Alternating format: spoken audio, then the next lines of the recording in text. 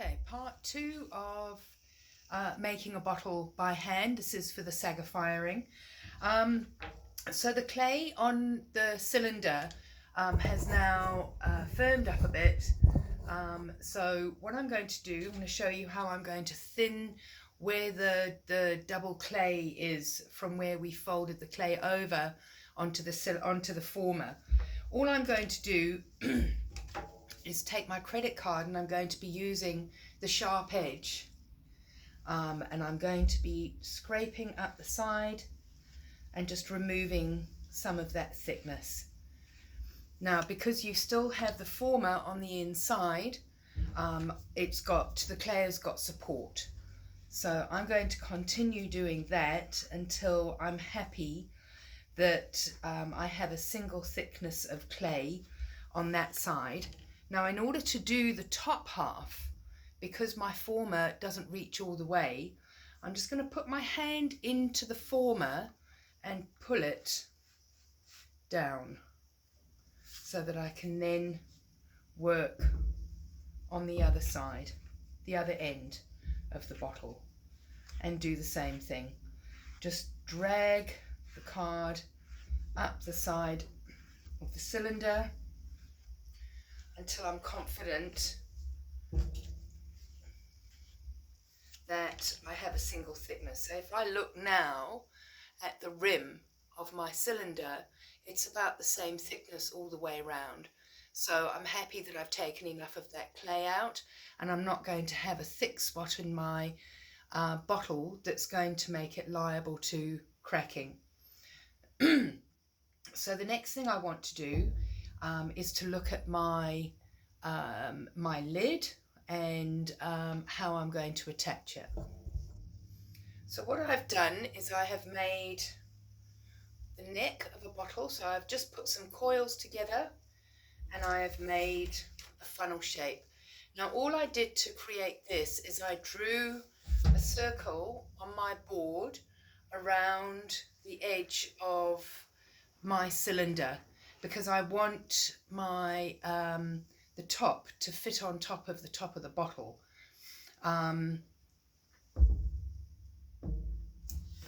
So I've got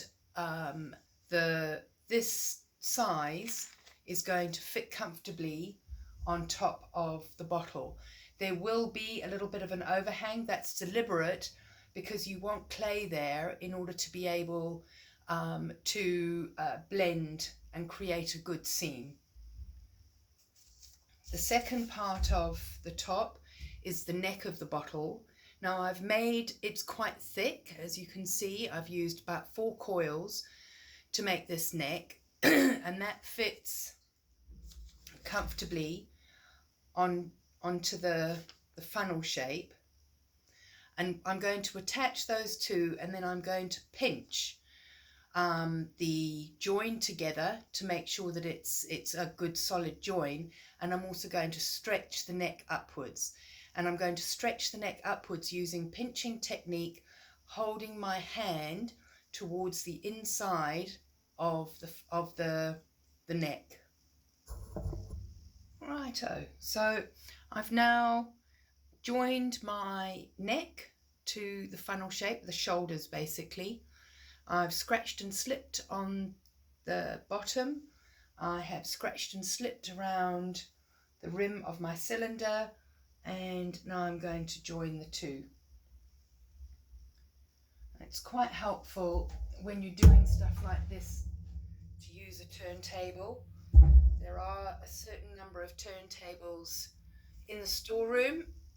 You will need to share, and please pass them on when you're finished. So once you've got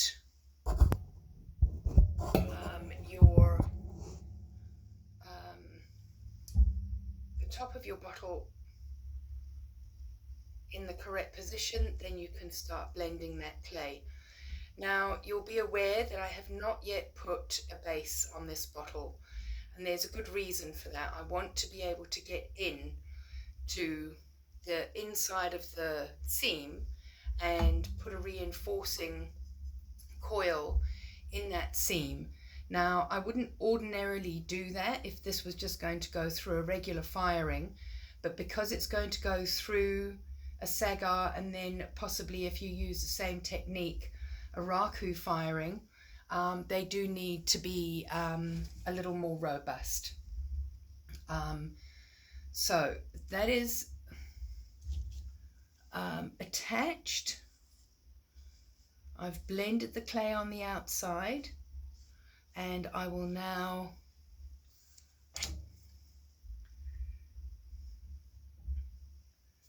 take the former out very carefully along with the paper,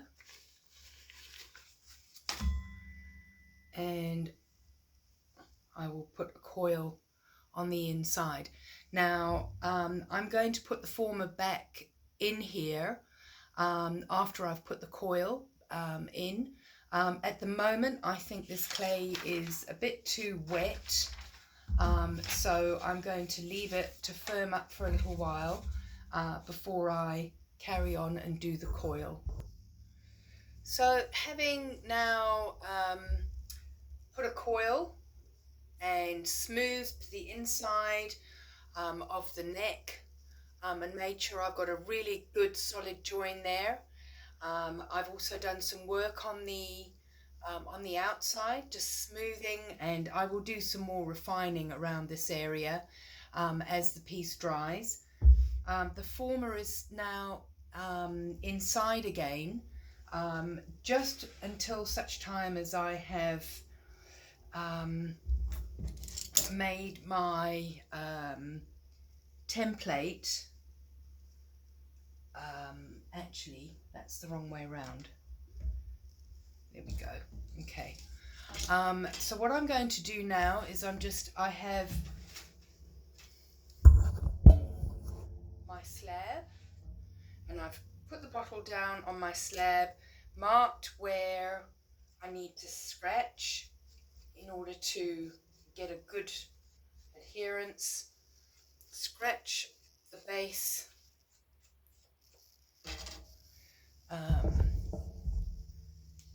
apply some slip,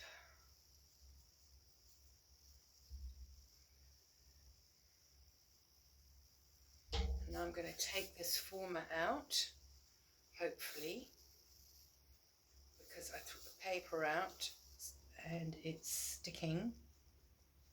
Oh no.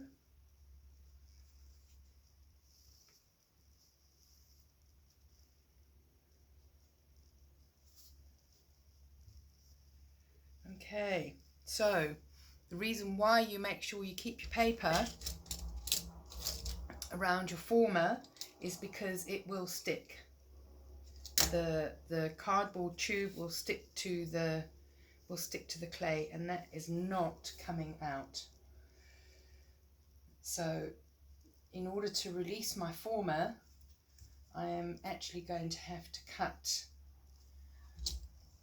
my clay, which is a real nuisance, but it's a good learning opportunity for you guys. I'm going to cut a slit, open it up, get the former out.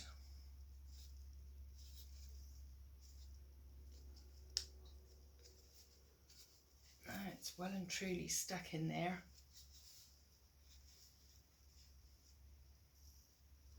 I'm going to have to cut another slit.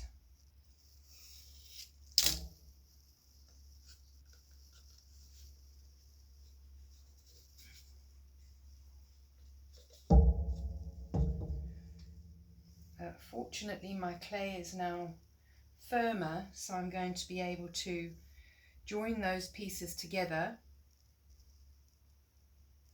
and then carry on. Okay, so having fixed up my my mistake, I have created the joins. I put the former back inside with paper around it this time to give it support, and my bottle is whole again. So I can now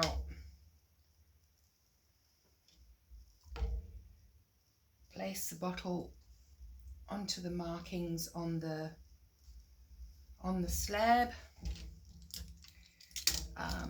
If you remember, you cut approximately 3 millimeters in from the edge of the bottle, and you cut at a 45-degree angle, and have a piece of paper underneath to make it easier to move it around. I'm just going to cut some of this clay away to make it easier to move the slab around.